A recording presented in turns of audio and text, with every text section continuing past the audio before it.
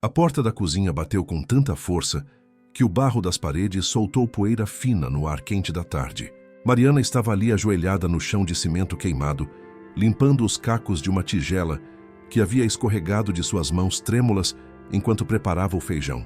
A pequena Isabel brincava no quintal de terra batida com 3 pedrinhas que ela fingia serem bonecas, fazendo vozes diferentes para cada uma delas e sorrindo sozinha naquele mundo que só ela conseguia enxergar. Tinha apenas 6 anos e cabelos castanhos claros amarrados num rabo de cavalo frouxo, os pezinhos descalços cheios de poeira vermelha do sertão, e foi nesse momento de inocência pura que o coronel Antônio entrou como um temporal de março, os olhos pequenos e duros fixos na menina que bloqueava a passagem para a sala com suas pedrinhas espalhadas. "Tire esse lixo daqui, menina do capeta!" Ele rosnou com a voz grossa que fazia os cachorros se esconderem debaixo da mesa. "Essa casa não é chiqueiro, não." E antes que Isabel pudesse juntar suas pedrinhas à mão pesada do velho, agarrou o braço magro da criança e a puxou com tanta força que ela soltou um grito agudo de dor.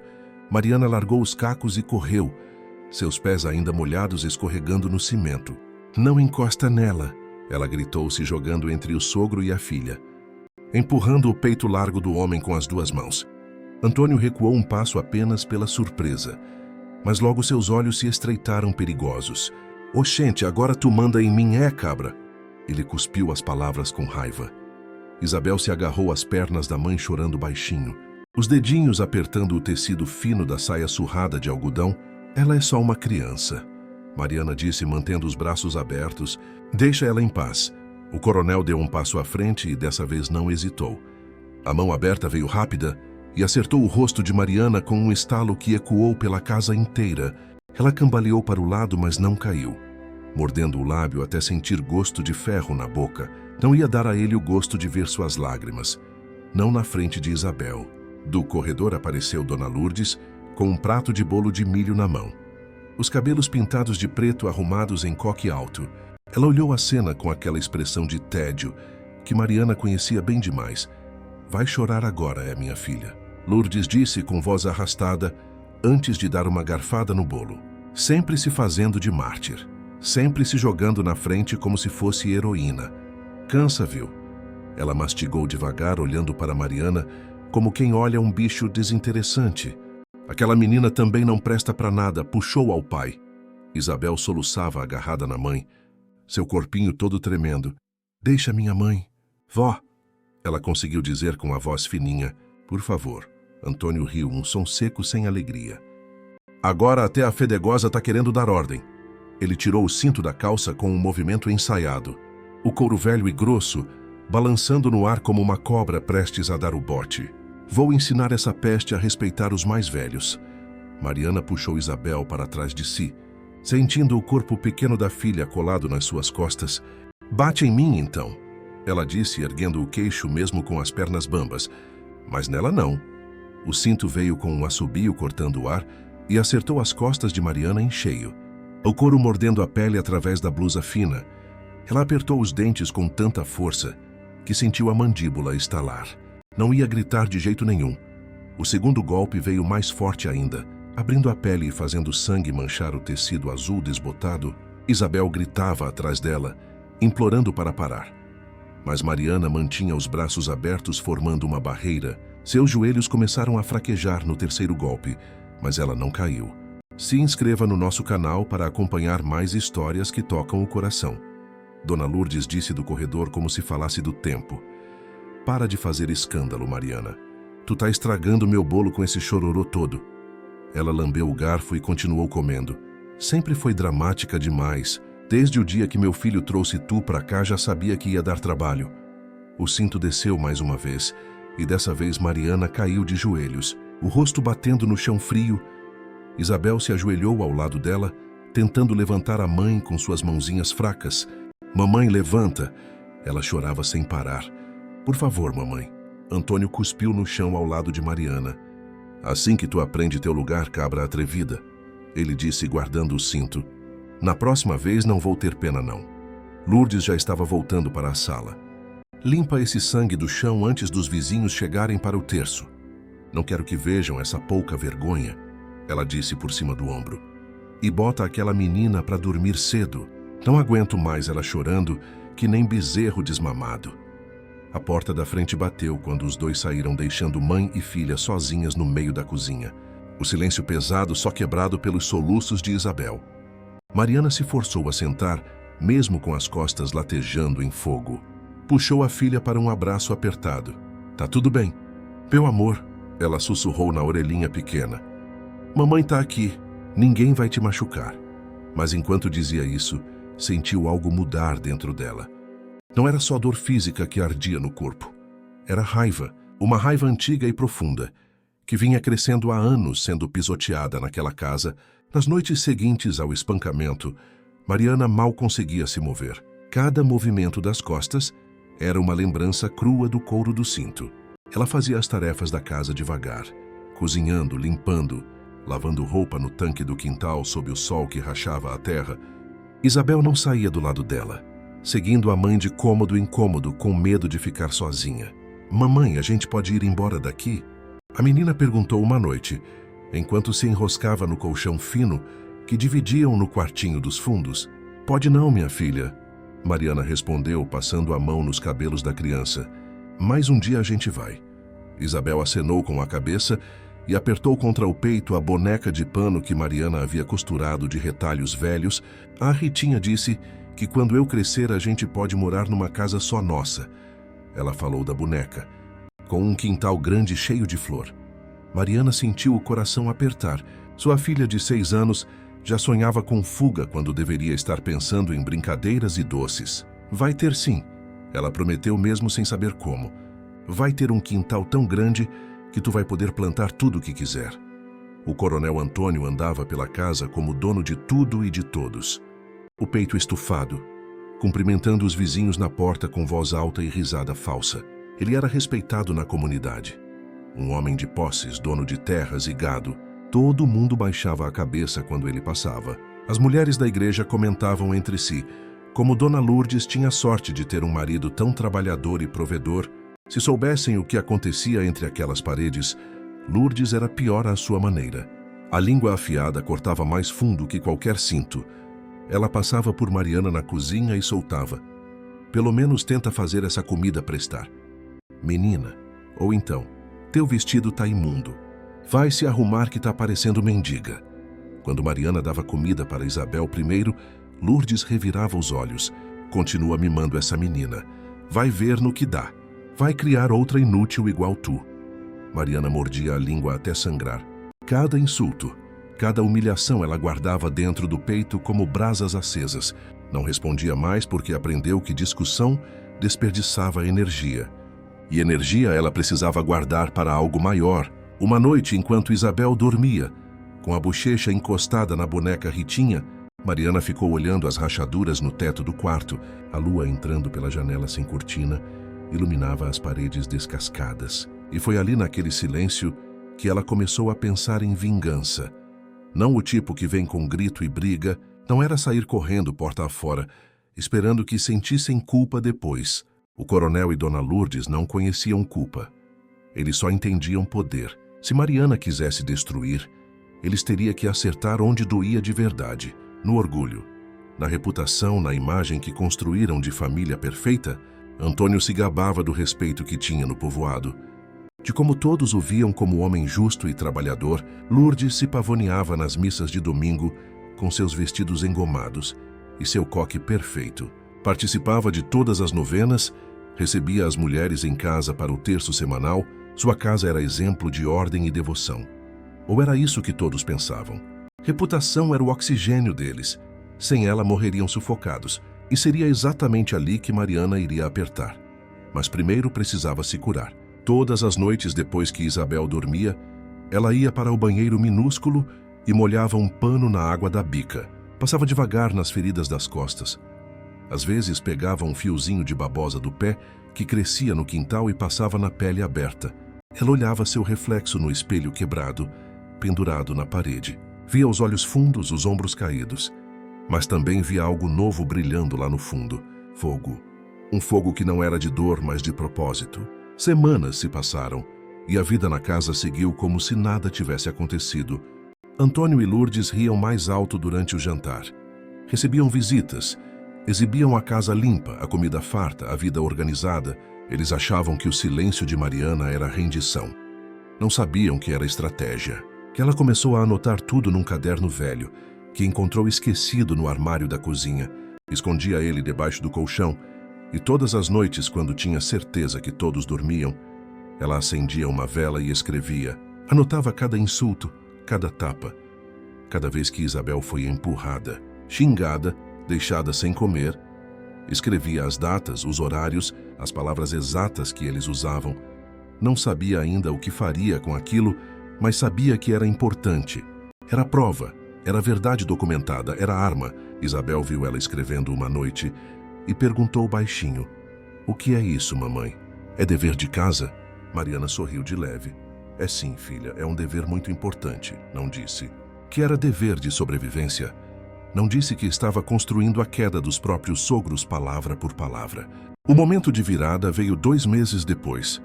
Isabel tinha uma apresentação na escolinha do povoado. Ia participar de uma encenação da história de São Francisco. Ia fazer um passarinho com asinhas de papel crepom e tudo. Ela ensaiou a única frase que tinha que falar durante dias. São Francisco amava todos os animais porque eram criaturas de Deus. Ela repetia com voz cantada andando pelo quintal. Mariana prometeu que ia estar lá na primeira fila assistindo. O coronel e Dona Lourdes também disseram que iriam. Isabel ficou tão feliz que abraçou a avó pela primeira vez em meses. Mas quando chegou o dia da apresentação, Mariana estava sozinha na escola. Sentada numa cadeirinha de criança pequena demais para ela, esperando começar, os 2 assentos ao lado dela ficaram vazios. Quando as cortinas se abriram e Isabel entrou no palquinho improvisado, com suas asinhas tortas, os olhinhos procuraram a avó e o avô no meio da plateia. O sorriso animado foi murchando aos poucos quando não os encontrou. Ela disse sua frase certinho. São Francisco amava todos os animais porque eram criaturas de Deus, mas a voz saiu baixa e sem vida. Depois da apresentação, Isabel perguntou: "A avó e o vô vieram, mamãe?" Mariana se ajoelhou na frente da filha e segurou o rostinho pequeno com cuidado. "Não vieram não, minha filha, mas eu vi tu, e tu foi perfeita." Isabel tentou sorrir, mas os olhinhos ficaram cheios d'água. "Eles não gostam de mim, né, mamãe?" A pergunta atravessou o peito de Mariana como um punhal. "Não é isso não, amor." Ela mentiu porque não sabia o que mais dizer. Quando chegaram em casa naquela noite, Antônio e Lourdes estavam na varanda tomando café, risonhos, contando histórias de uma visita que fizeram a um compadre. Nem perguntaram como foi a apresentação. Foi naquela noite, com Isabel dormindo agarrada na boneca Ritinha, que Mariana tomou a decisão final. Chega. Não ia mais só anotar, não ia mais só guardar, ia agir. Começou devagar, pequenininho, observando tudo com olhos novos. Percebeu que Antônio deixava a carteira sempre no mesmo lugar da mesa toda manhã, quando ia fazer a barba. Percebeu que Lourdes deixava o celular desbloqueado, jogado pelo sofá. Percebeu os padrões, os horários, as rotinas, quem eles visitavam, com quem conversavam, onde guardavam dinheiro. Ela começou a frequentar a praça da igreja nos dias de feira. Conversava com as mulheres que vendiam verdura, com o dono da bodega, com a mulher do padeiro. Não falava mal de ninguém, apenas ouvia, perguntava, aprendia quem era importante na comunidade, quem tinha influência, quem o coronel e Dona Lourdes mais se importavam em impressionar. Descobriu que Antônio estava de olho numa vaga no conselho da paróquia, um cargo que ele mencionava toda hora com orgulho. Dizia que o padre Geraldo ia escolher ele porque precisava de homem sério comandando.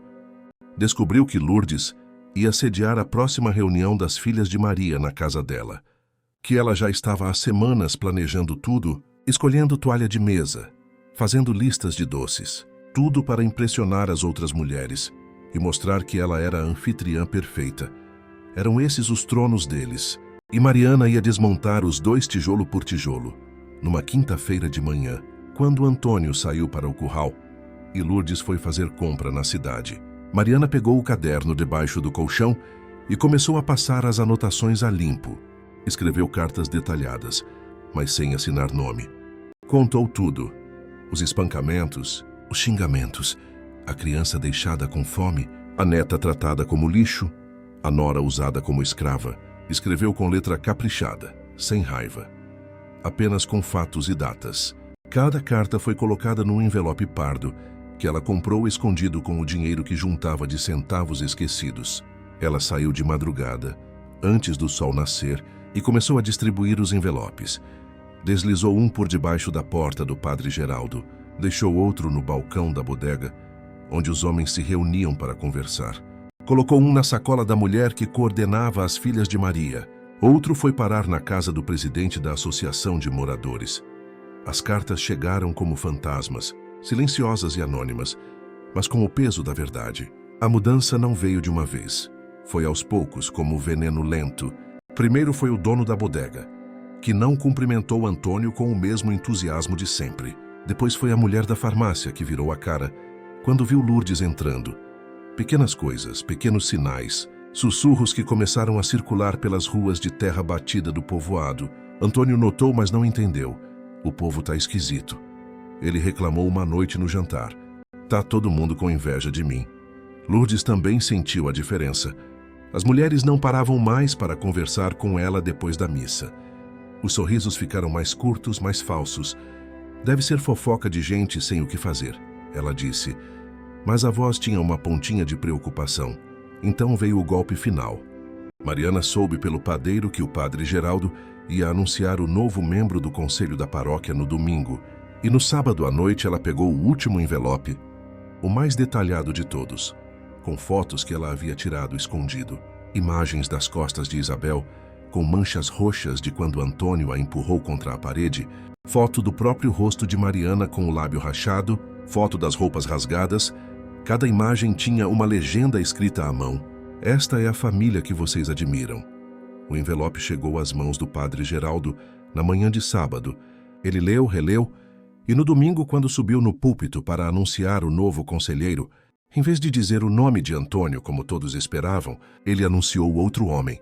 Um homem humilde, trabalhador, mas sem o histórico do coronel. Antônio ficou de pé no meio da missa, o rosto vermelho de raiva. Como é que é, padre? Ele gritou, esquecendo onde estava. O senhor prometeu essa vaga para mim. O padre Geraldo olhou ele com uma expressão que Mariana nunca tinha visto em ninguém olhando para o sogro. Era desprezo. As decisões da igreja são baseadas em caráter. Seu Antônio, o padre disse calmamente, e parece que algumas informações sobre seu caráter chegaram até mim. A igreja inteira ficou em silêncio. Foi como se o chão tivesse se aberto debaixo dos pés do coronel. Lourdes puxou o marido pela manga. Vamos embora. Antônio, ela sibilou entre dentes, tá fazendo papel de palhaço. Mas o pior ainda estava por vir. Na terça-feira seguinte, era dia da reunião das filhas de Maria na casa de Lourdes. Ela tinha preparado tudo. A casa brilhava de tão limpa. A mesa estava posta com os melhores pratos. Os doces arrumados em travessas bonitas. Lourdes estava vestida com sua melhor roupa. O cabelo impecável, esperando as mulheres chegarem. Quando a primeira bateu na porta, Lourdes abriu com um sorriso largo, mas a mulher não entrou. Ficou parada na soleira segurando uma sacola. Não vou poder ficar hoje não, Lourdes, ela disse sem olhar nos olhos. Surgiu um imprevisto e foi embora. A segunda fez o mesmo, depois a terceira. Todas com desculpas fracas, até que só sobrou a coordenadora, uma senhora de cabelos brancos, chamada Dona Alvina. Ela olhou para Lourdes com uma mistura de pena e nojo. As meninas me pediram para trazer isso aqui de volta, ela disse entregando um envelope. Acho que tu sabe o que tem dentro. E foi embora também. Lourdes abriu o envelope com mãos tremendo. Dentro estava uma das fotos que Mariana havia distribuído, a foto de Isabel chorando com o braço roxo. Atrás tinha escrito, com a mesma letra caprichada, esta criança mora nesta casa. Lourdes amassou a foto e jogou no chão. Mariana, ela gritou, Mariana, vem cá agora. Mariana apareceu na porta da cozinha limpando as mãos num pano. Isabel escondida atrás dela, como sempre. O que foi? Ela perguntou com voz calma. O que tu fez? Lourdes avançou, mas Mariana não recuou. Eu não fiz nada, ela disse olhando direto nos olhos da sogra. Eu só disse a verdade. Antônio apareceu da sala com os olhos injetados de raiva. Foi tu que espalhou essas mentiras por aí? Ele rugiu. Foi tu que acabou com meu nome nesse povoado? Mariana finalmente deixou um sorrisinho escapar. Mentiras?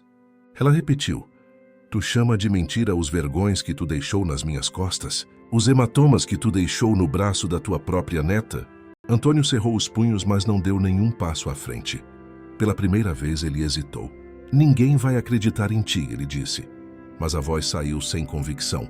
Ninguém, disse Mariana segurando Isabel pela mão. Já acreditaram. O silêncio que caiu sobre a casa foi o mais doce que Mariana já tinha ouvido na vida. As semanas que seguiram foram de um silêncio pesado dentro daquela casa. O tipo de silêncio que grita mais alto que qualquer briga. Antônio e Lourdes andavam pelos cômodos como fantasmas furiosos, evitando olhar para Mariana, evitando falar com Isabel. A menina agora tinha medo até de brincar no quintal, com receio de que fizesse barulho demais. Mamãe, por que o vovô não fala mais comigo?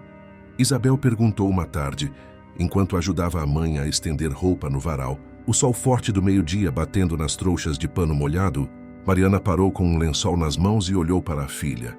Aqueles olhos grandes e inocentes, esperando uma resposta que fizesse sentido. Às vezes os adultos precisam de um tempo para pensar nas coisas que fizeram. Ela disse, escolhendo as palavras com cuidado. Pensar dói, então eles ficam quietos. Isabel acenou, mas não parecia convencida. Eu não gosto quando tem briga. Ela sussurrou, abraçando a boneca Ritinha. Eu tenho medo.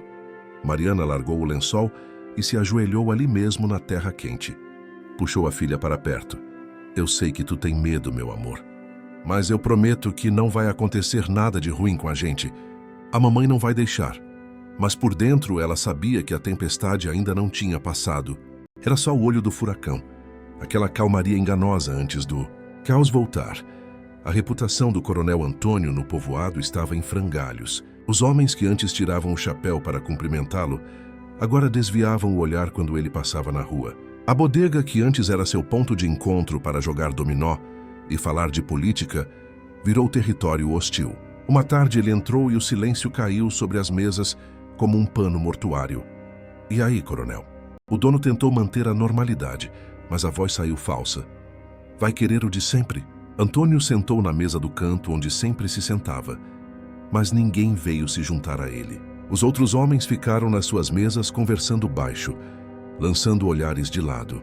Depois de meia hora sozinho tomando cachaça, que mais parecia veneno, ele levantou e saiu batendo a porta. Lourdes também sentiu o gelo da rejeição. A mulher que coordenava as filhas de Maria passou por ela na praça e fingiu que não viu. As outras mulheres que antes disputavam sua amizade agora atravessavam a rua para não ter que cumprimentar. Na feira, quando Lourdes foi comprar verduras, a vendedora cobrou mais caro. E quando ela reclamou, a mulher respondeu seca. Preço é esse mesmo. Se não quer, não leva. O veneno da humilhação pública corria nas veias dos dois, e eles não sabiam como estancar. Tentaram se agarrar à dignidade que restava. Antônio começou a sair de casa mais cedo e voltar mais tarde. Passava horas no curral cuidando do gado, evitando ter que enfrentar os olhares do povoado. Lourdes trancava-se no quarto e passava as tardes olhando pela janela, o rosto fechado, as mãos apertadas no rosário, mas sem rezar de verdade. Era Mariana quem comandava a casa agora. Ela que fazia as compras, que conversava com os vizinhos, que levava Isabel para a escola. E pela primeira vez em anos, as pessoas falavam com ela com respeito. Como tu tá, Mariana? A mulher do padeiro perguntou um dia. Se precisar de alguma coisa, pode falar com a gente, viu? A bondade inesperada quase fez Mariana chorar. Obrigada, Dona Conceição, ela disse com voz embargada. De verdade, muito obrigada. Foi nessa época que apareceu o padre Geraldo na porta da casa. Era uma manhã de sábado. O sol já alto, mas o ar ainda tinha um frescor que logo ia sumir. Isabel estava no quintal, tentando plantar umas sementinhas de feijão que tinha pego na cozinha, enterrando elas na terra seca e molhando com água da lata. Mariana estava varrendo a varanda quando viu a batina preta do padre subindo o caminho de terra. Bom dia, padre, ela disse, encostando a vassoura.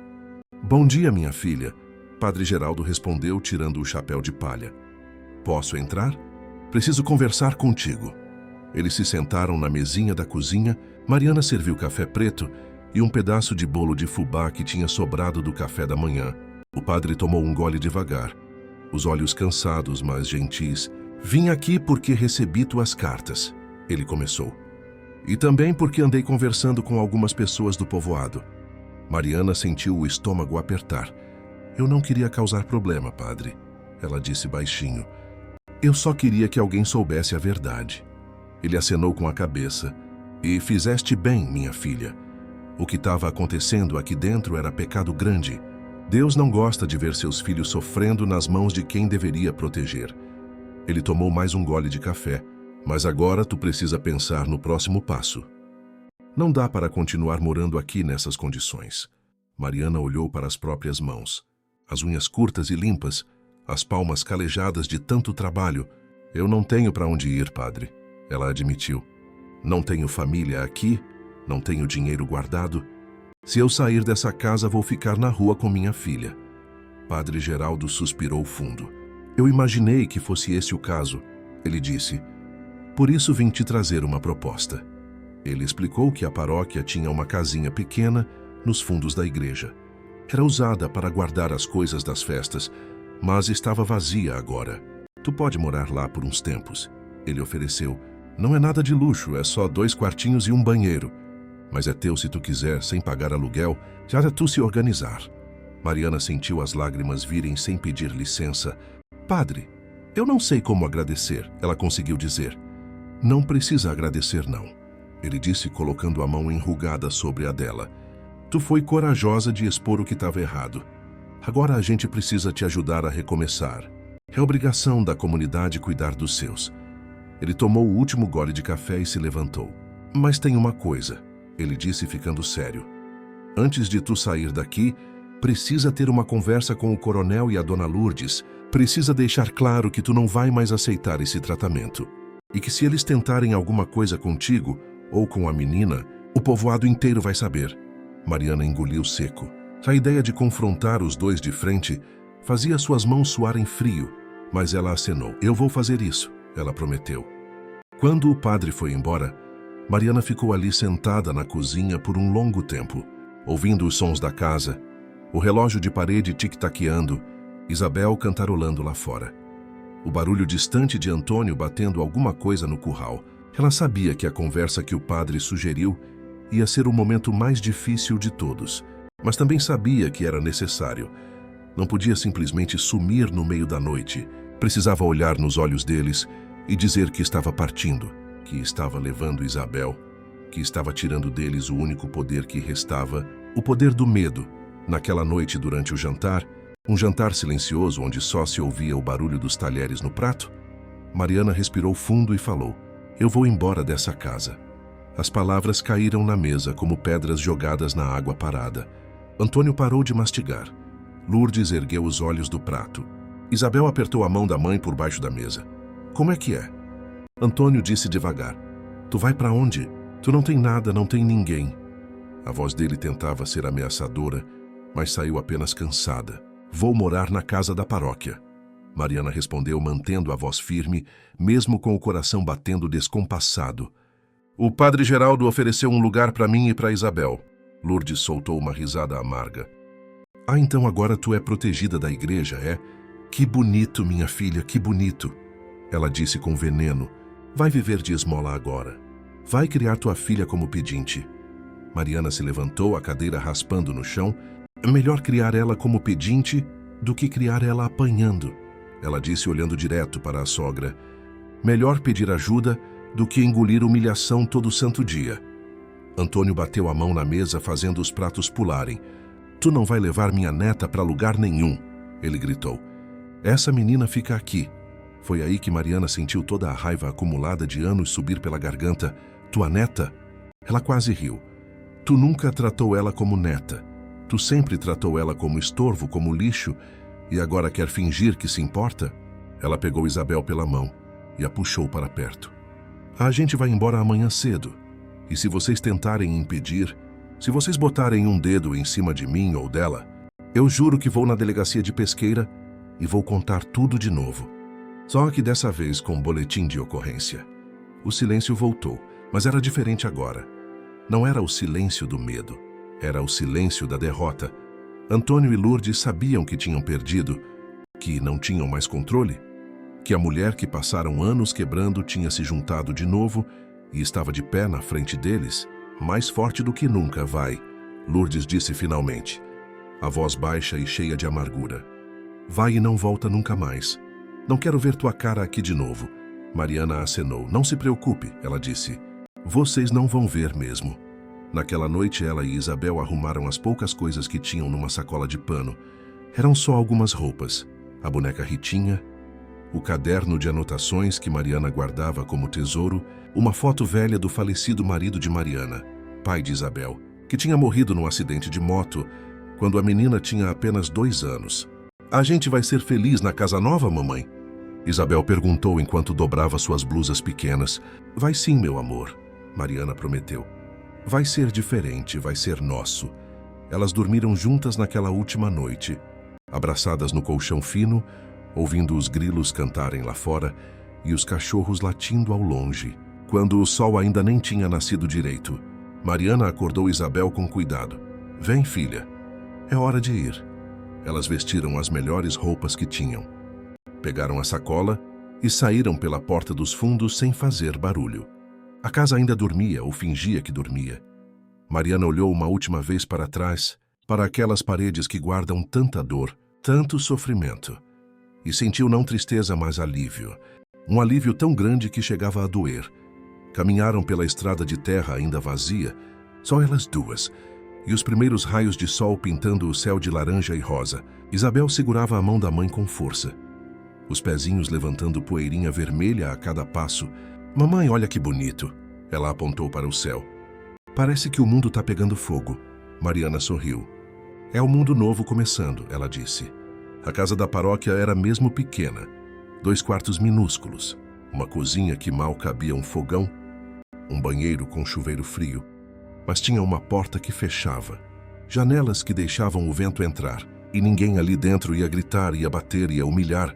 É perfeito, Mariana disse quando o padre Geraldo abriu a porta para elas. É mais do que perfeito.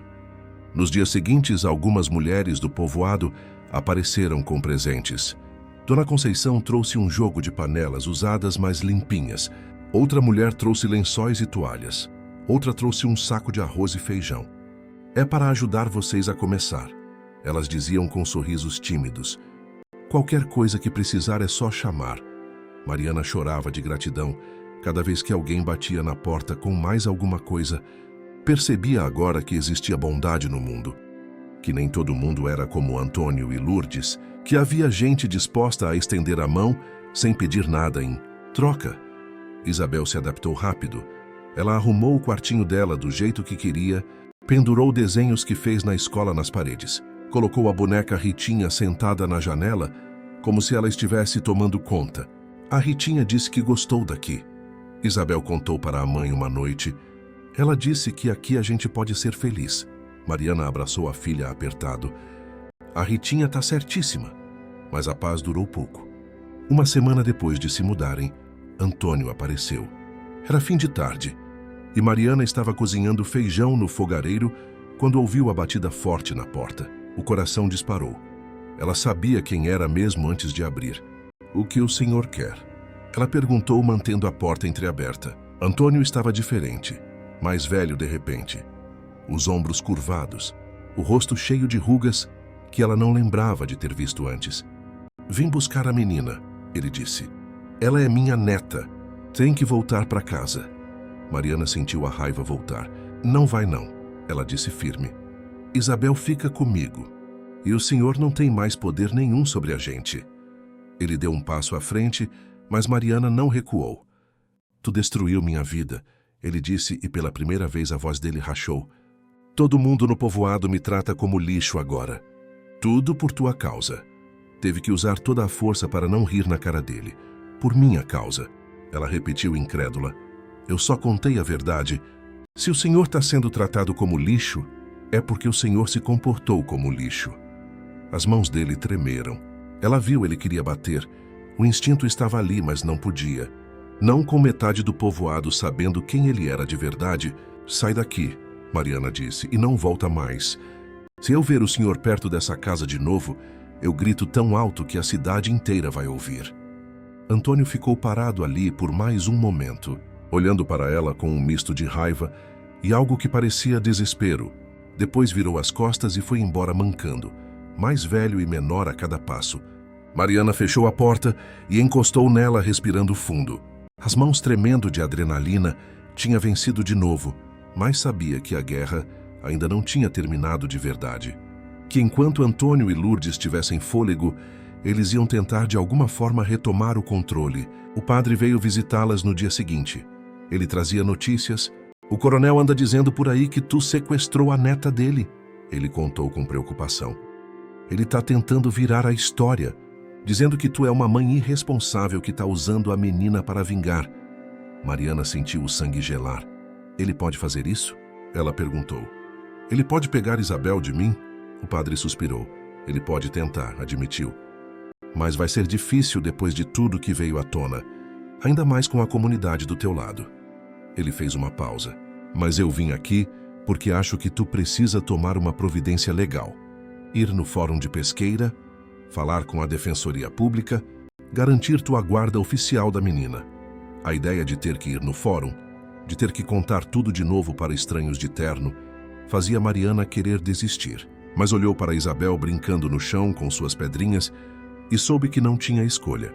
Ia fazer o que fosse preciso. Eu vou, ela disse. Vou resolver isso do jeito certo. E foi assim que, 3 dias depois, Mariana pegou o ônibus para a pesqueira com Isabel dormindo no colo. Eram quase 2 horas de viagem pela estrada esburacada. O ônibus chacoalhando e levantando poeira.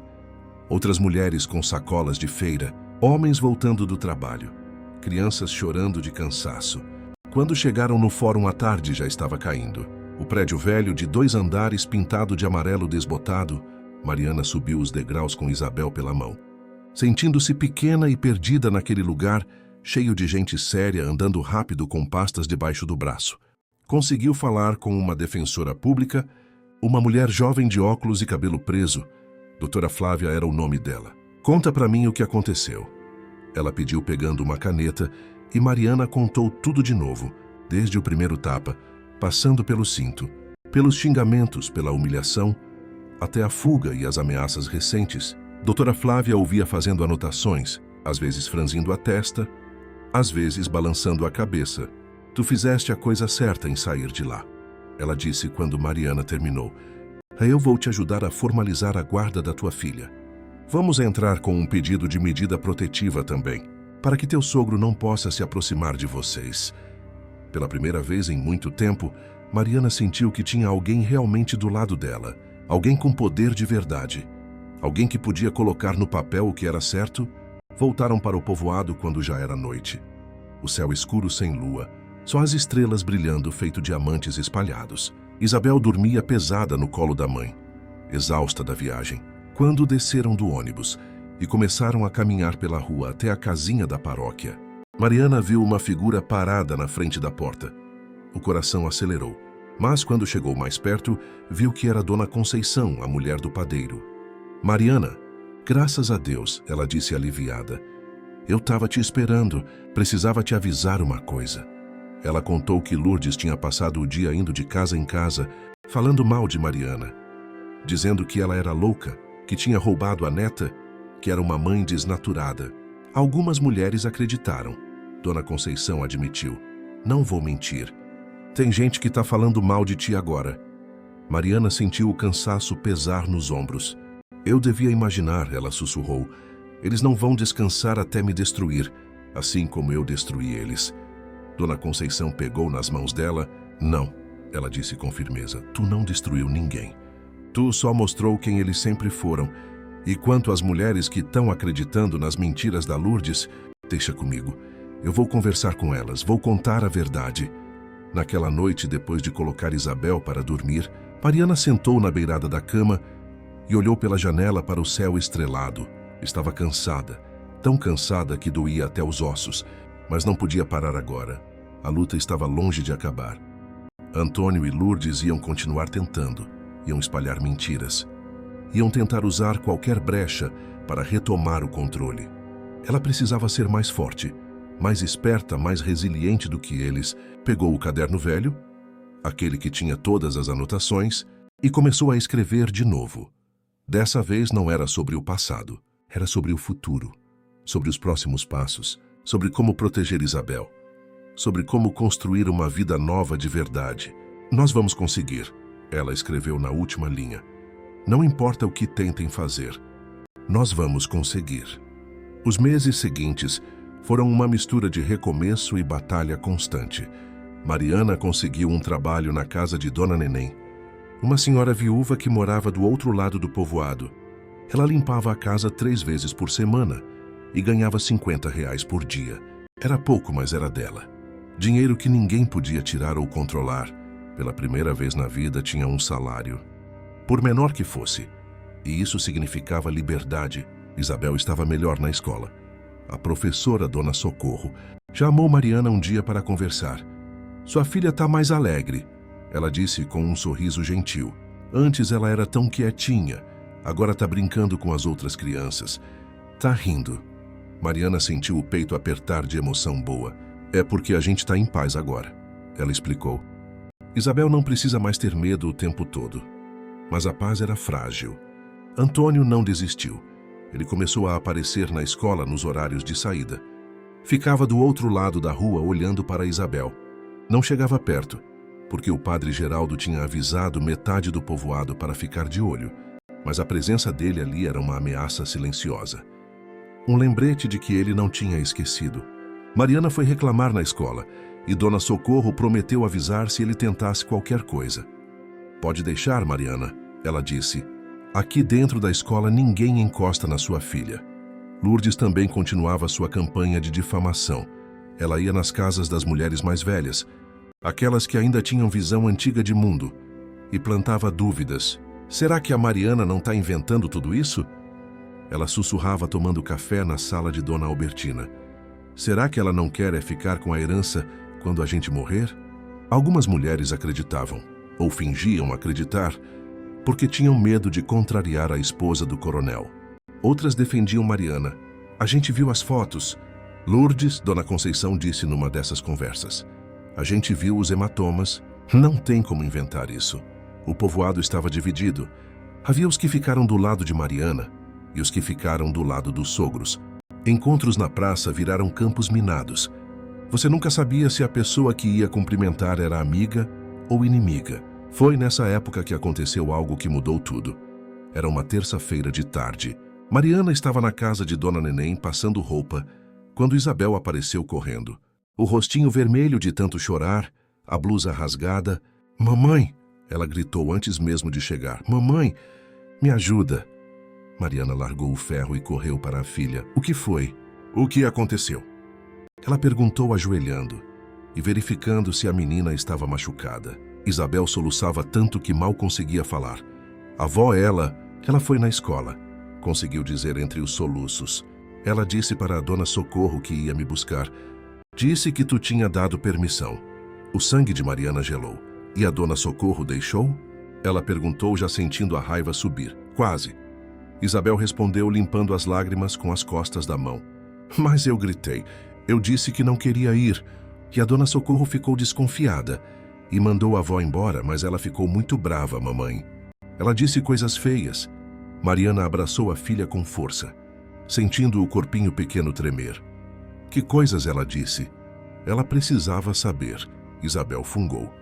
Ela disse que tu é uma mentirosa, que tu inventou tudo, que tu tá me usando para machucar ela e o vovô. A menina olhou para a mãe com olhos grandes e assustados. É verdade, mamãe? Tu inventou as coisas? A pergunta doeu mais que qualquer cinto, mais que qualquer tapa. Não, meu amor. Mariana disse, segurando o rosto da filha com as 2 mãos. Eu não inventei nada. Tudo o que eu disse foi verdade. Tu lembra das vezes que o vovô foi mal com a gente? Tu lembra? Isabel acenou devagar. Eu lembro. Ela sussurrou. Eu lembro sim. Naquela noite, Mariana foi até a casa do padre Geraldo. Bateu na porta com tanta força que ele assustou. Mariana, que susto, entra. Ele disse abrindo espaço. Ela entrou e despejou tudo. Contou sobre a tentativa de Lourdes na escola, sobre as mentiras que continuavam se espalhando, sobre o medo constante de perder Isabel. "Eu não aguento mais, padre", que ela disse, e pela primeira vez deixou as lágrimas caírem na frente dele. "Eu faço tudo certo, eu trabalho, eu cuido da minha filha. Eu não falo mal de ninguém, mas eles não param. Eles não vão parar nunca." Padre Geraldo deixou ela chorar. Às vezes, silêncio é a melhor resposta. Depois ofereceu um copo d'água e se sentou na cadeira de frente para ela. "Mariana", ele começou com voz calma, "tu já ouviu a história de Jó?" Ela acenou que não. Jó era um homem bom que Deus permitiu que fosse testado. Ele perdeu tudo, a família, os bens, a saúde, mas ele não perdeu a fé. O padre fez uma pausa. "Não estou dizendo que teu sofrimento é teste de Deus. Não é isso. O que estou dizendo é que tua força está sendo testada. E tu está passando. Tu não desistiu, não voltou para aquela casa, não deixou eles quebrarem tua filha." Ele se inclinou para a frente. "Mas agora tu precisa de algo mais forte que palavras. Tu precisa de lei." Ele explicou que tinha conversado com a doutora Flávia, a defensora pública, e que ela estava preparando uma audiência para daqui 3 semanas. Ia ser no Fórum de Pesqueira. Mariana ia ter que contar tudo de novo. Dessa vez para um juiz, e Antônio e Lourdes iam estar lá também. "Vai ser difícil", o padre admitiu. "Mas é a única forma de garantir de vez a guarda da Isabel e de conseguir uma medida protetiva definitiva." Mariana sentiu o estômago revirar. A ideia de estar na mesma sala que os sogros, de ter que olhar na cara deles, enquanto um juiz decidia o destino da sua filha, era aterrorizante. "E se o juiz não acreditar em mim?" Ela perguntou com voz pequena. "E se ele achar que eu estou inventando?" O padre pegou na mão dela. "Tu tem as fotos, tu tem as cartas, tu tem testemunhas." Ele disse, "Tu tem a verdade, e no final a verdade sempre vence." Mas Mariana sabia que nem sempre era assim. Às vezes a verdade perdia para quem tinha mais dinheiro, mais influência, mais poder de convencimento, mas não tinha escolha, tinha que arriscar. As 3 semanas até a audiência foram as mais longas da vida de Mariana. Ela mal dormia. Acordava no meio da noite suada, com pesadelos onde o juiz tirava Isabel dela e entregava para Antônio e Lourdes. Via a filha sendo levada gritando, enquanto ela ficava parada sem poder fazer nada. Isabel percebeu que a mãe estava diferente. "Tu tá preocupada, mamãe?" Ela perguntou uma noite enquanto se enroscavam na cama. "Tô sim, filha", Mariana admitiu. Não ia mentir. "A gente vai ter que ir conversar com um juiz sobre a gente morar junto." Ela explicou do jeito mais simples que conseguiu. "E a avó e o vovô vão estar lá também?" Isabel perguntou, ficando tensa. "Vão", Mariana confirmou. "Mas tu não precisa falar com eles. Tu só precisa falar a verdade se o juiz perguntar alguma coisa." Isabel ficou quieta por um tempo. Depois perguntou baixinho, "E se o juiz mandar eu voltar para a casa deles?" A pergunta arrancou um pedaço do coração de Mariana. "Isso não vai acontecer." Ela disse com mais convicção do que sentia. "Eu não vou deixar." O dia da audiência amanheceu nublado. O céu cinza como chumbo, ameaçando chuva. Mariana vestiu a única roupa boa que tinha. Uma saia azul marinho e uma blusa branca. Penteou os cabelos e prendeu num coque simples. Isabel vestiu o uniforme da escola porque não tinha outra roupa apresentável. Pegaram o ônibus cedo. Dona Conceição e outras 2 mulheres do povoado foram junto como testemunhas. O padre Geraldo também. O ônibus ia cheio e barulhento, mas dentro da cabeça de Mariana era só silêncio. Um silêncio pesado de medo e expectativa. Quando chegaram no fórum, doutora Flávia já estava esperando. Ela cumprimentou Mariana e se abaixou para falar com Isabel. "Oi, linda", ela disse com voz doce. "Tu é muito corajosa, sabia?" Isabel não respondeu, só se agarrou mais na mão da mãe. "Vai ficar tudo bem?" A advogada disse para Mariana. "Já revisei todos os documentos. Temos um caso forte." Entraram na sala de audiência, um lugar pequeno e frio com paredes brancas. O juiz sentado numa mesa alta, uma mulher digitando num computador ao lado dele. Havia cadeiras de plástico arrumadas em fileiras e lá no fundo, já sentados, estavam Antônio e Lourdes. Ela com um vestido de missa, ele com camisa de botão e calça social, tentando parecer respeitáveis. Quando Lourdes viu Mariana entrar com Isabel, seus olhos brilharam de raiva. Antônio apenas ficou olhando fixo, o rosto de pedra, todos de pé. Alguém falou e o juiz entrou, um homem de uns 50 anos.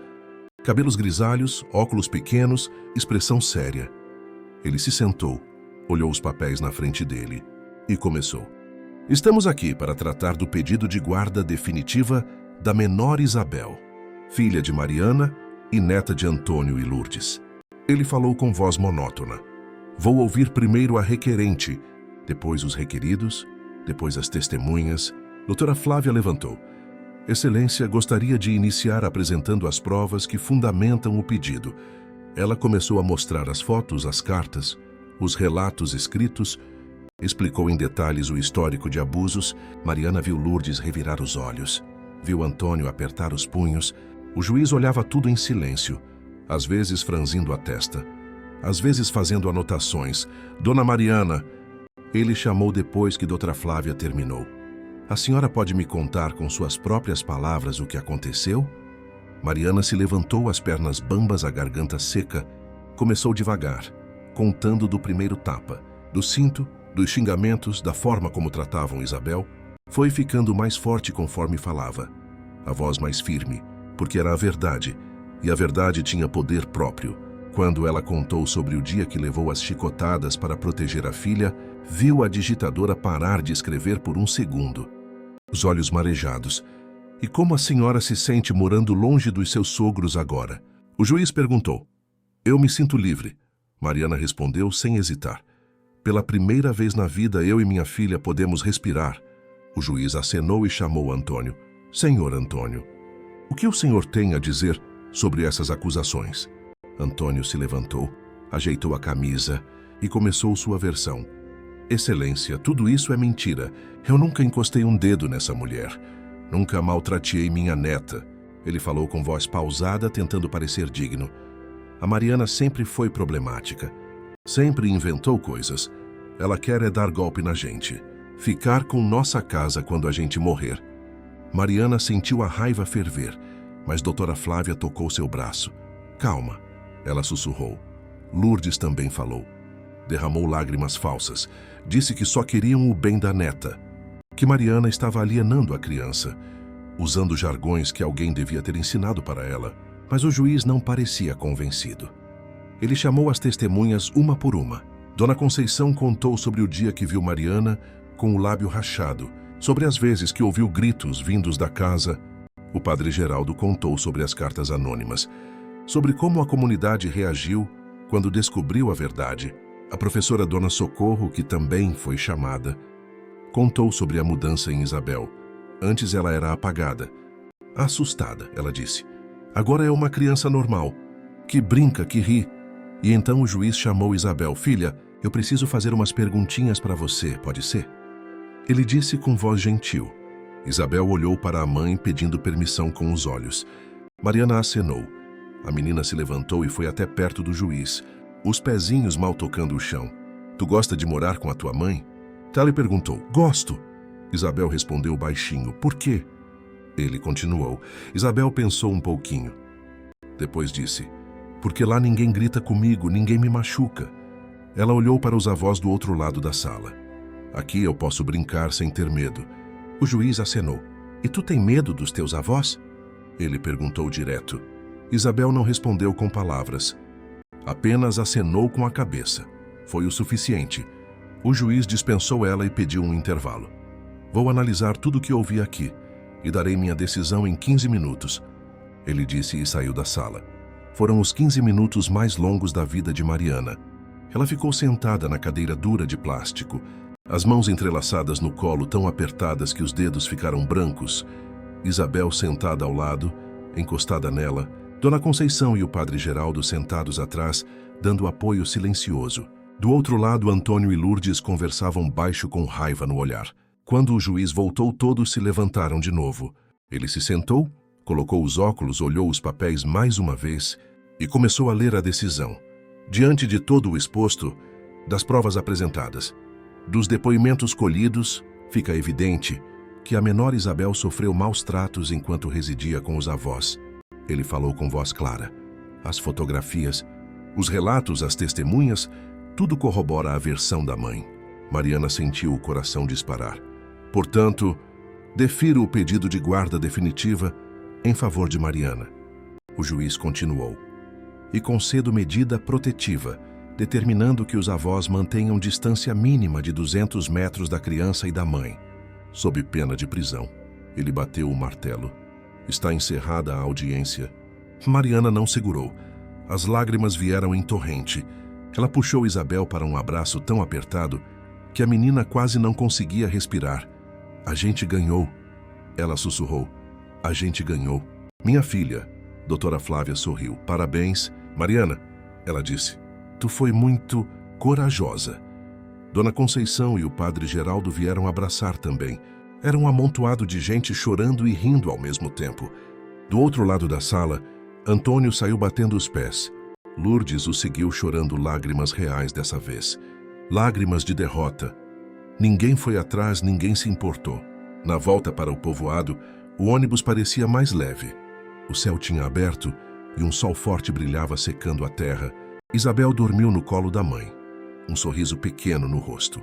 Mariana olhava pela janela vendo a paisagem do sertão passar. As casas simples, os pés de mandacaru, as cabras comendo capim seco e pela primeira vez em muito tempo sentiu algo parecido com esperança de verdade. Não era mais medo disfarçado. Não era mais coragem forçada. Era esperança real de que o pior tinha passado. Os meses que seguiram a audiência foram de reconstrução.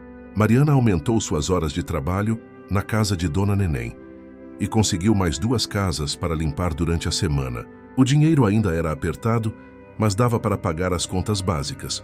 Comida na mesa, roupa limpa e, mais importante, dignidade. Isabel floresceu como uma plantinha, que finalmente recebeu água depois de longa seca. Ela fez amizades na escola. Começou a trazer desenhos para casa, papéis cheios de flores coloridas e casas com chaminé soltando fumaça. Olha, mamãe, ela mostrava orgulhosa. Desenhei a nossa casa. A casa do desenho sempre tinha um sol enorme no canto. Às vezes um arco-íris, às vezes pássaros voando. Mariana pendurava cada desenho na parede da cozinha com fita crepe, formando uma galeria de felicidade. Mas a ferida não cicatrizou da noite para o dia. Isabel ainda tinha pesadelos algumas noites. Acordava chorando, chamando pela mãe. Eles vão me levar embora. Ela dizia entre soluços. Eles vão me levar. E Mariana segurava ela, balançava devagar. Cantava baixinho uma cantiga antiga que a própria mãe cantava quando ela era pequena. Dorme menina que a cuca vem pegar. Papai foi pra roça. Mamãe foi trabalhar. Até a criança voltar a dormir. Sobre Antônio e Lourdes. As notícias vinham em fofocas pelos cantos. Eles tinham virado párias no povoado. Ninguém mais cumprimentava. Ninguém mais visitava a casa deles. Antes sempre cheia de gente para o terço e para as conversas de varanda, agora vivia vazia e silenciosa. Dona Conceição contou que viu Lourdes uma vez no mercado. Ela estava acabada. Ela disse para Mariana, com cara de quem não dorme direito. O cabelo sem pintar, roupa amarrotada. Mariana não sentiu pena. Seria mentira dizer que sentiu. Mas também não sentiu alegria na desgraça alheia. Sentiu apenas indiferença. Eles tinham deixado de ser importantes. Eram só 2 pessoas que cruzaram seu caminho e tentaram destruir ela. Mas não conseguiram. Uma tarde de sábado, estava Mariana no quintal estendendo roupa quando viu uma figura se aproximando pelo caminho de terra. Reconheceu o jeito de andar antes mesmo de ver o rosto. Era Lourdes, o coração apertou. Isabel, entra para dentro. Ela chamou mantendo a voz calma. Vai brincar no quarto. A menina obedeceu, mas ficou espiando pela fresta da janela. Lourdes parou na cerca. Não entrou porque sabia da medida protetiva. Ficou ali parada, parecendo menor do que Mariana lembrava. O que a senhora quer? Mariana perguntou sem se aproximar. Vim falar contigo. Lourdes disse, a voz rouca, cansada. Preciso de um favor. Mariana quase riu. Favor? Ela repetiu incrédula. A senhora quer um favor meu? Lourdes engoliu seco. Os olhos não encontravam os de Mariana. Ficavam fugindo para os lados. O Antônio tá doente, ela disse. O coração tá fraco. O médico disse que ele pode não aguentar muito tempo. Fez uma pausa. A gente não tem ninguém, Mariana. A gente precisa de ajuda. Era estranho ver aquela mulher que sempre foi tão altiva, tão cheia de si, agora pedindo ajuda, as mãos tremendo segurando a alça da bolsa velha, os ombros curvados. E a senhora acha que eu devo o quê para os senhores? Mariana perguntou, a raiva antiga voltando à superfície. Depois de tudo que fizeram comigo, com a Isabel, Lourdes finalmente olhou para ela, e tinha algo nos olhos que Mariana nunca tinha visto antes. Arrependimento. Eu sei que a gente errou. Ela disse baixinho. Eu sei que fomos cruéis, eu sei. Ela limpou uma lágrima que escorreu. Mas nós estamos velhos. Estamos sozinhos. O povoado inteiro virou as costas pra gente. Mariana sentiu algo se mover dentro do peito. Não era pena exatamente. Era algo mais complexo. Era a consciência de que aquelas duas pessoas, que um dia foram todo-poderosas, agora estavam completamente quebradas. Eu não posso te ajudar. Mariana disse finalmente. Não consigo, a senhora entende? Eu ainda tenho as cicatrizes. Isabel ainda tem pesadelos. Eu não posso simplesmente esquecer. Lourdes acenou devagar. Eu entendo. Ela disse. Só vim pedir mesmo, não esperava que tu dissesse sim. Ela deu meia volta para ir embora, mas parou. Virou a cabeça. Eu sinto muito, Mariana. Ela disse. Eu sinto muito de verdade. Se isso importa alguma coisa. E foi embora. Os passos lentos levantando poeira vermelha no caminho. Mariana ficou ali parada por um longo tempo, depois que ela sumiu de vista, sentindo um turbilhão de emoções que não sabia nomear, raiva misturada com tristeza, misturada com algo que parecia o começo de um fechamento de ciclo. Naquela noite, conversou com o padre Geraldo sobre o que aconteceu. Eles estavam na casa dele tomando chá de capim-santo. Isabel brincando no quintal com os cachorros do padre. Ela pediu ajuda. Mariana contou. E eu não soube o que fazer. O padre mexeu o açúcar no chá devagar, pensativo. O perdão é uma coisa complicada. Ele disse, a igreja prega perdão, mas a igreja também reconhece que perdão não significa esquecer. Não significa voltar a confiar. Não significa se colocar de novo em situação de perigo. Ele tomou um gole. Tu não é obrigada a te ajudar quem te machucou. Mariana, ela suspirou fundo. Mas eu fico pensando, ela disse, se eu não ajudar, se eu deixar eles sofrendo, eu não estou sendo igual a eles? Não estou sendo cruel também? O padre balançou a cabeça. Não, tu não tá, ele disse com firmeza. Porque tu não causou o sofrimento deles. Eles causaram o próprio sofrimento com as escolhas que fizeram. Tu só se protegeu tua filha. Isso não é crueldade, é sobrevivência. Mariana deixou as palavras penetrarem. Fazia sentido, mas ainda assim tinha um peso no peito. E se o Antônio morrer? Ela perguntou. E se ele morrer e eu nunca mais tiver chance de, sei lá, de ter algum tipo de resolução? O padre sorriu triste. Algumas histórias não têm resolução bonita. Minha filha, ele disse, algumas histórias só têm fim. E tá tudo bem. Tu não precisa fazer as pazes com tudo que te machucou. Às vezes basta seguir em frente. E foi isso que Mariana decidiu fazer. Seguir em frente. 2 semanas depois, chegou a notícia de que Antônio tinha falecido. Ataque cardíaco fulminante, morreu dormindo. O enterro foi numa quinta de manhã. Pouca gente compareceu. Alguns vizinhos antigos por obrigação. O padre, porque era trabalho dele. Mariana não foi. Ficou em casa com Isabel. As duas fizeram bolo de fubá e sentaram no chão da cozinha comendo com as mãos. Rindo de bobagens, não era desrespeito. Era apenas a escolha de não deixar mais aquele homem ter espaço na vida delas. Nem vivo nem morto. Os meses viraram 1 ano, depois 2. A vida foi se ajeitando de um jeito que Mariana nunca imaginou possível. Ela juntou dinheiro suficiente para comprar uma geladeira usada. Depois um fogão de 4 bocas para substituir o fogareiro. Pequenas vitórias que pareciam enormes. Isabel cresceu, perdeu os dentes da frente e ficou com aquele sorrisinho banguela que Mariana fotografou com um celular velho que ganhou de presente de Dona Conceição. Tu tá tão grande. Mariana dizia toda hora, para de crescer. A Isabel ria. Não dá para parar, mamãe, é automático. Num dia, já fazia quase 3 anos desde a audiência, chegou uma mulher na porta da casinha, era Lourdes, mas tão diferente que Mariana quase não reconheceu. o rosto afundado, o corpo curvado, os cabelos completamente brancos e ralos. Eu tô indo embora do povoado, ela disse sem rodeios. Vou morar com uma prima em Recife. Mariana acenou, não sabia o que dizer. Vim trazer uma coisa antes de ir. Lourdes continuou. Ela estendeu um envelope amarelado. São fotos da Isabel quando ela era bebezinha. Ela explicou. Fotos que eu tirei antes de tudo ficar ruim. Mariana pegou o envelope, abriu devagar. Lá dentro tinha umas 10 fotos. Isabel com meses de vida, pequenininha, gorda, sorrindo sem dente ainda. Algumas fotos tinham o pai dela, Marcelo, o filho de Lourdes, que morreu no acidente de moto. Eu pensei que tu ia querer. Lourdes disse, para Isabel ter alguma lembrança do pai. Foi um gesto pequeno, mas significativo. Era o mais próximo de reparação que Lourdes conseguia oferecer. Obrigada. Mariana disse, e dessa vez era sincero. Isso vai significar muito para ela. Lourdes acenou. Ficou ali mais um momento, parecendo querer dizer mais alguma coisa, mas não encontrando palavras. Se cuida.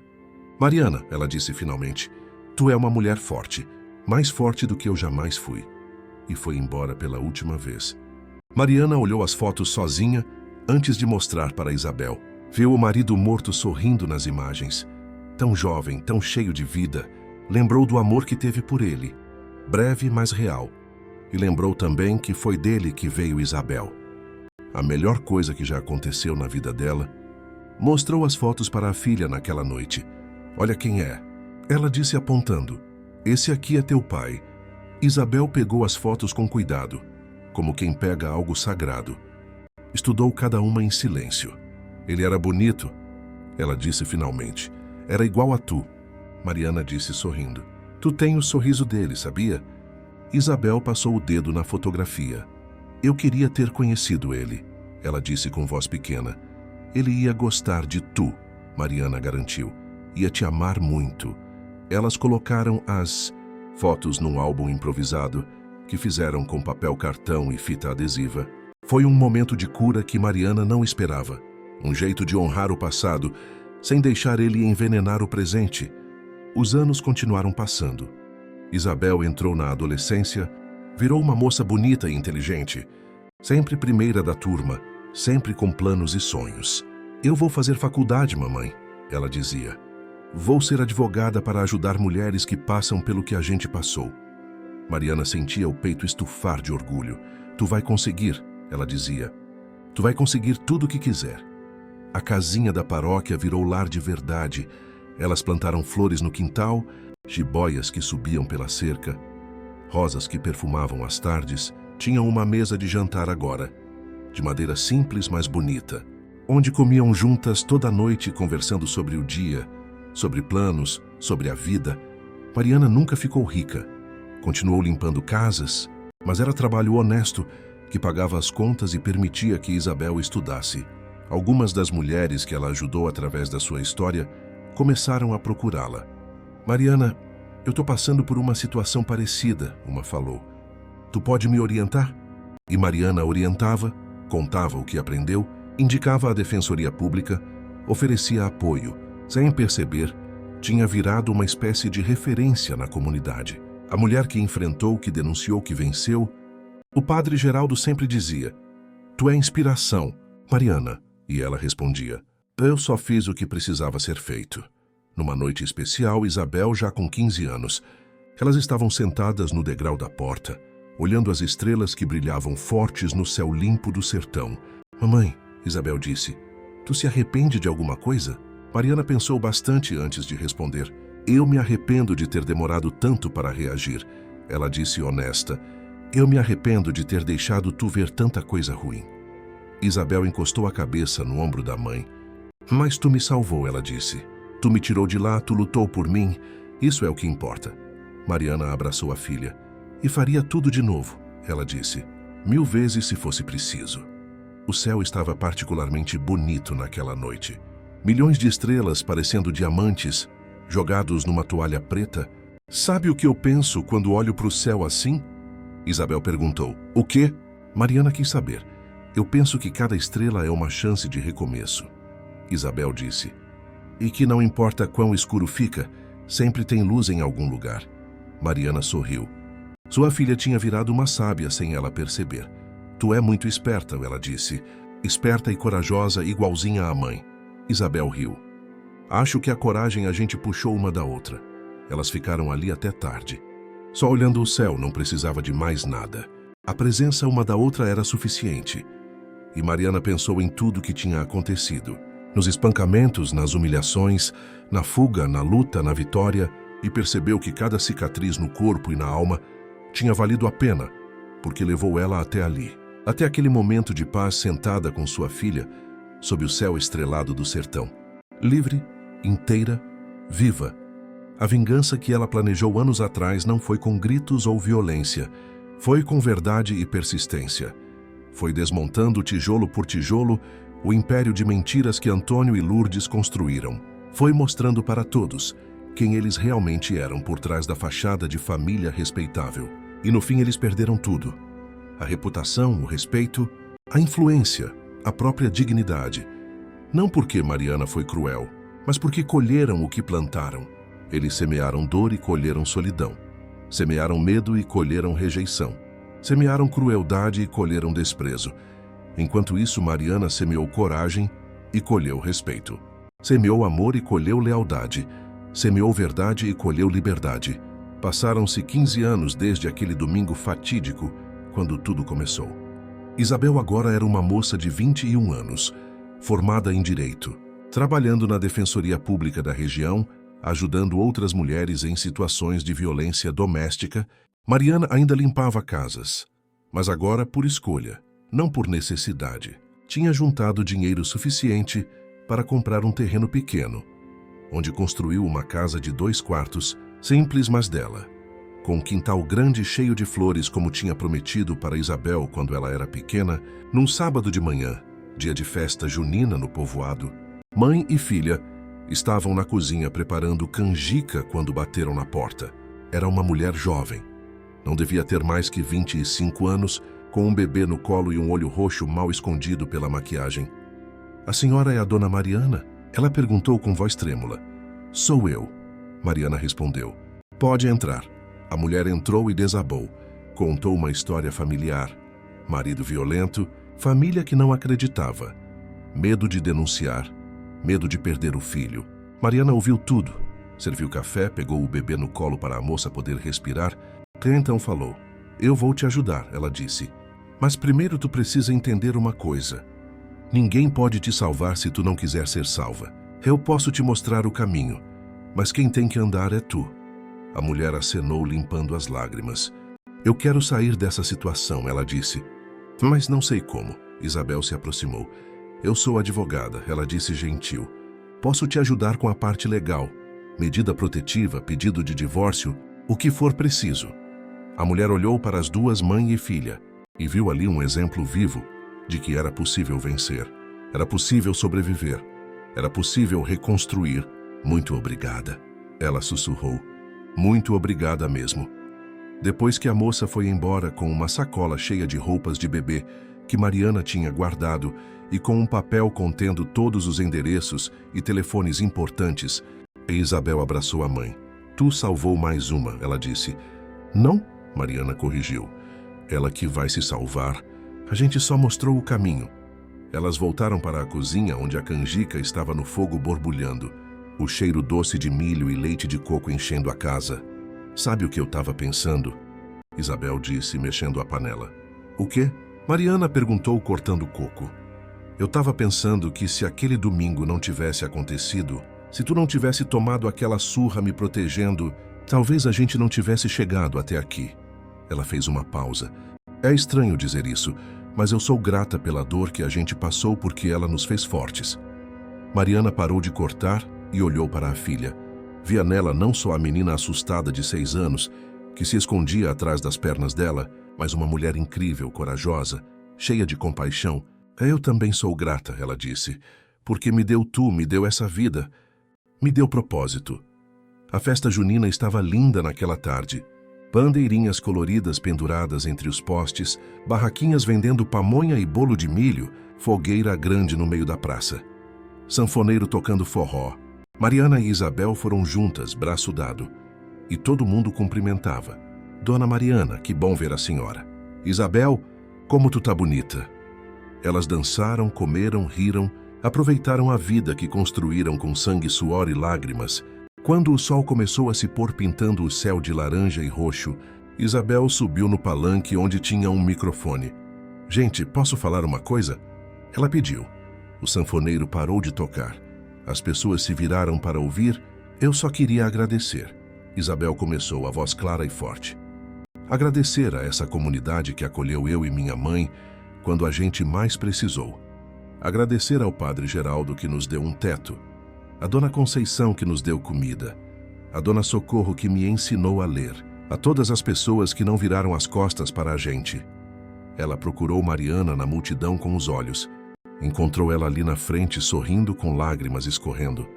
E principalmente quero agradecer à minha mãe, a mulher mais corajosa que eu conheço, que me ensinou que a gente não precisa aceitar o inaceitável, que a gente pode lutar, que a gente pode vencer.